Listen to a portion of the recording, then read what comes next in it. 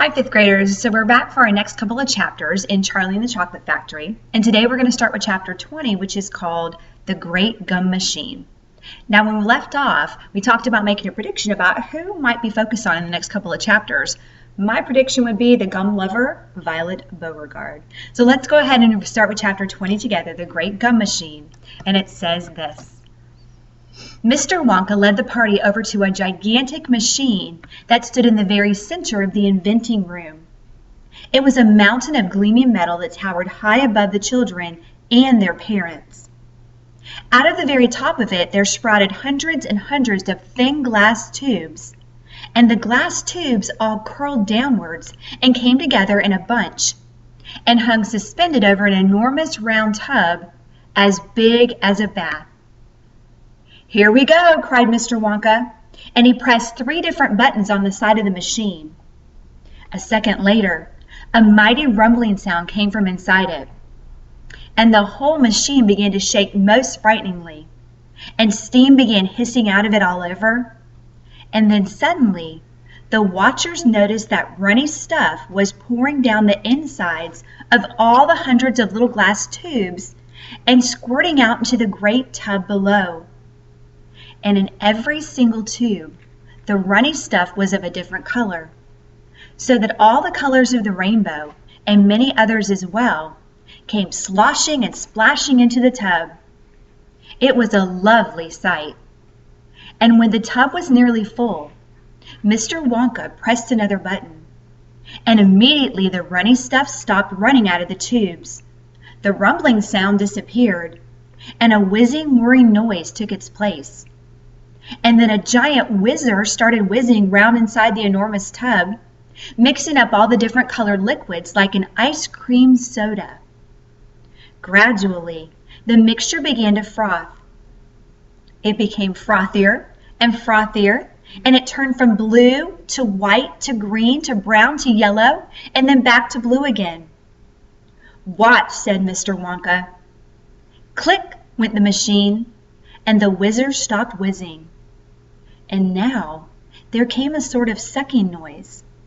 And very quickly, all the blue frothy mixture in the huge basin was sucked back into the stomach of the machine. There was a moment of silence. Then a few queer rumblings were heard. Then silence again. Then suddenly, the machine let out a monstrous, mighty groan. And at the same moment, a tiny drawer, no bigger than the drawer in a slot machine, popped out of the side of the machine. And in the drawer, there lay something so small and thin and gray that everyone thought it must be a mistake. The thing looked like a little strip of gray cardboard. The children and their parents stared at the little gray strip lying in the drawer. "You mean that's all?" said Mike TV, disgusted. "That's all," answered Mr. Wonka, gazing proudly at the result. "Don't you know what it is?" There was a pause. Then suddenly, Violet Beauregard, the goofy gum-chewing girl, let out a yell of excitement. "By gum, it's gum!" she shrieked. "It's a stick of chewing gum." "Right you are!" cried Mr. Wonka, slapping Violet hard on the back. "It's a stick of gum. It's a stick of the most amazing and fabulous and sensational gum in the world." Now, let's stop there for a minute. We'll pick up with chapter 21 in just a minute. But don't you find it very interesting that it was Violet, our gum-loving, gum-chewing girl, who was able to figure out what it was that Mr. Wonka just created? I think that's pretty fitting. All right, so we're going to go back and pick up with chapter 21. And chapter 21 is called Goodbye, Violet. "This gum," Mr. Wonka went on, "is my latest, my greatest, my most fascinating invention. It's a chewing gum meal. It's that tiny little strip of gum lying there. It is a whole 3-course dinner all by itself." "What sort of nonsense is this?" said one of the fathers.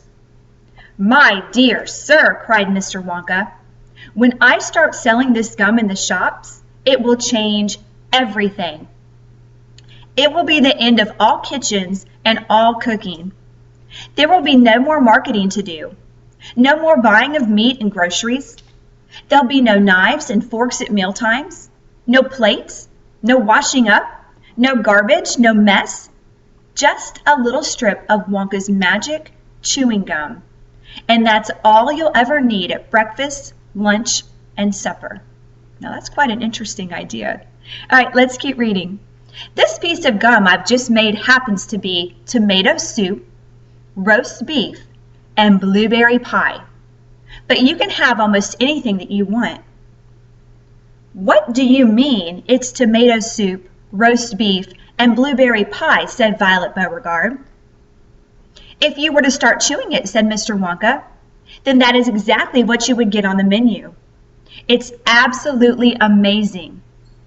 You can actually feel the food going down your throat and into your tummy. And you can taste it perfectly. And it fills you up.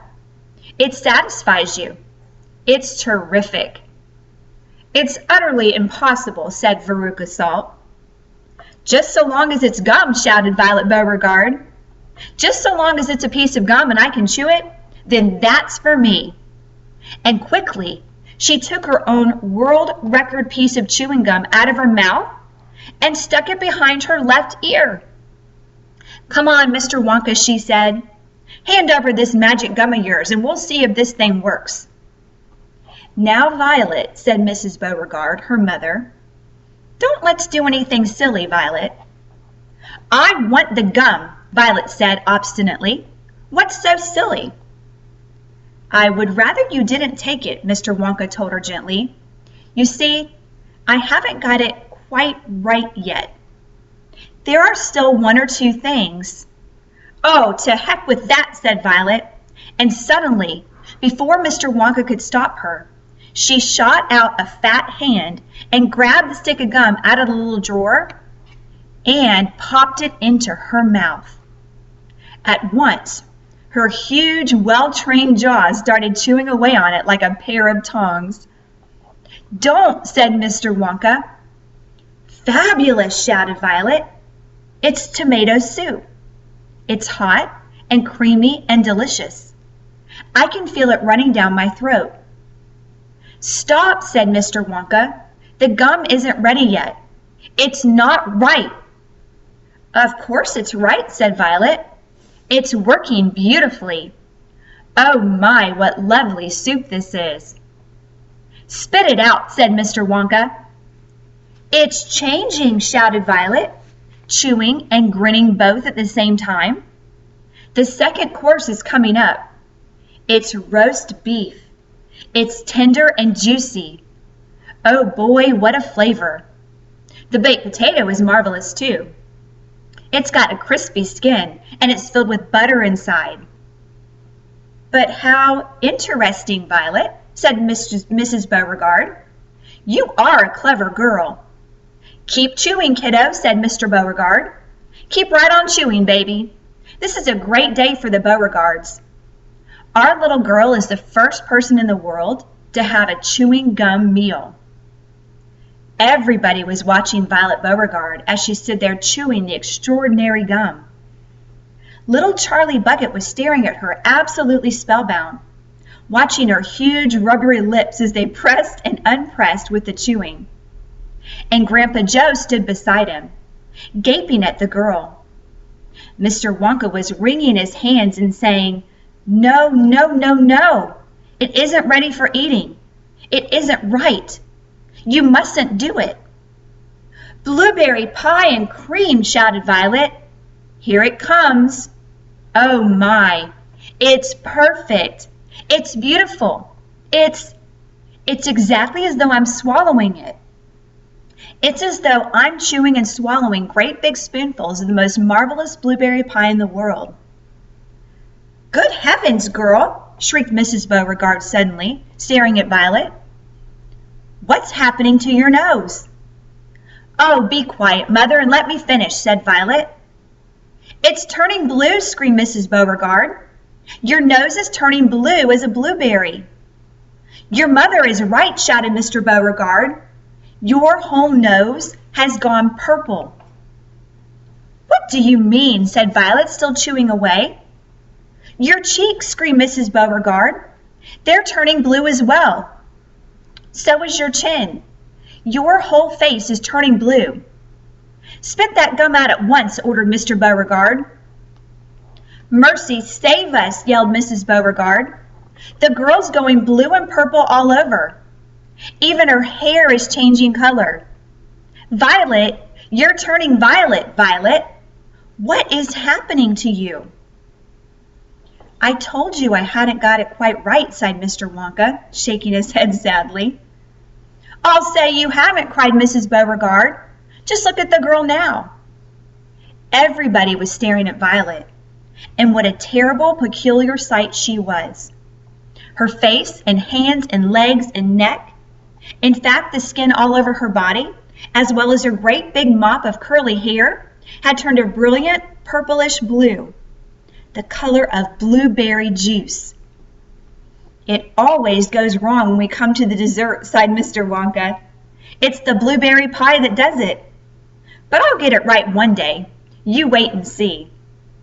Violet, screamed Mrs. Beauregard, you're swelling up. I feel sick, Violet said. You're swelling up, screamed Mrs. Beauregard again. I feel most peculiar, gasped Violet. I'm not surprised, said Mr. Beauregard. Great heavens, girl, screeched Mrs. Beauregard. You're blowing up like a balloon. Like a blueberry, said Mr. Wonka. Call a doctor, shouted Mr. Beauregard. Prick her with a pin, said one of the other fathers. Save her, cried Mrs. Beauregard, wringing her hands.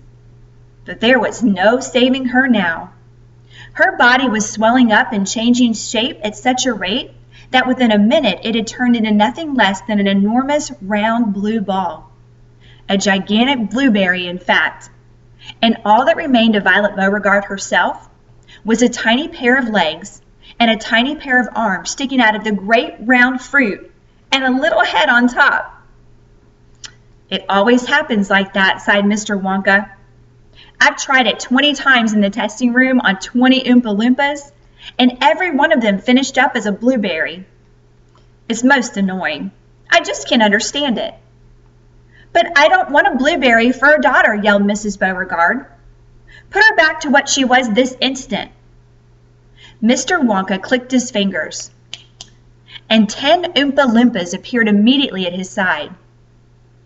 Roll Miss Beauregard into the boat, he said to them, and take her along to the juicing room at once. The juicing room, cried Mrs. Beauregard.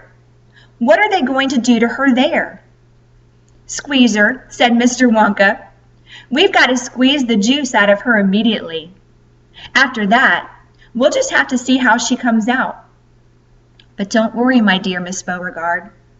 We'll get her repaired if it's the last thing we do. I am sorry about it all. I really am. Already, the 10 Oompa Loompas were rolling the enormous blueberry across the floor of the inventing room toward the door that led to the chocolate river, where the boat was waiting. Mr. and Mrs. Beauregard hurried after them. The rest of the party, including little Charlie Bucket and Grandpa Joe, stood absolutely still and watched them go. Listen, whispered Charlie. Listen, Grandpa. The Oompa Loompas in the boat outside are starting to sing. The voices, 100 of them singing together, came loud and clear into the room. Dear friends, we surely all agree. There's almost nothing worse to see than some repulsive little bum who's always chewing gum. It's very near as bad as those who sit around and pick the nose. So please believe us when we say that chewing gum will never pay. This sticky habit's bound to send the chewer to a sticky end. Did any of you ever know a person called Miss Bigelow? This dreadful woman saw no wrong in chewing all day long. She chewed while bathing in the tub. She chewed while dancing at her club. She chewed in church and on the bus. It really was quite ludicrous. And when she couldn't find her gum, she'd chew up the linoleum, or anything that happened near, a pair of boots, the postman's ear, or other people's underclothes, and once she chewed her boyfriend's nose. She went on chewing till at last her chewing muscles grew so vast that from her face her giant chin stuck out just like a violin. For years and years she chewed away, consuming 50 packs a day, until one summer's eve, alas, a horrid business came to pass. Miss Bigelow went late to bed. For half an hour she lay and read, chewing and chewing all the while, like some great clockwork crocodile. At last she put her gum away upon a special little tray, and settled back and went to sleep. She managed this by counting sheep. But now, how strange! Although she slept, those massive jaws of hers still kept on chewing, chewing through the night, even with nothing there to bite. They were, you see, in such a groove, they positively had to move. And very grim it was to hear, in pitchy darkness loud and clear, this sleeping woman's great big trap, opening and shutting, snap, snap, snap, faster and faster, chop, chop, chop. The noise went on, it wouldn't stop, until at last her jaws decide to pause and open extra wide.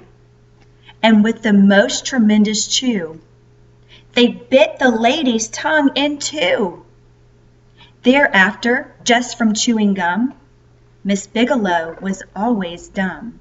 Now that word means simply that she couldn't speak anymore, and spent her life shut up in some disgusting sanatorium. And that is why we'll try so hard to save Miss Violet Beauregard from suffering an equal fate. She's still quite young. It's not too late, provided she survives the cure. We hope she does. We can't be sure. All right, so we're going to stop here at the end of chapter 21, and when we come back to there, we'll pick up with chapter 22. Now, I find it interesting, both for Augustus and for Violet, if they had followed the rules that Mr. Wonka gave them, which said don't touch anything, they would not be in the situations that they're in. So when we meet together again, we'll start with chapter 22, and until we do so, you guys stay safe, you stay healthy. We miss you, we love you, Mrs. Wingo.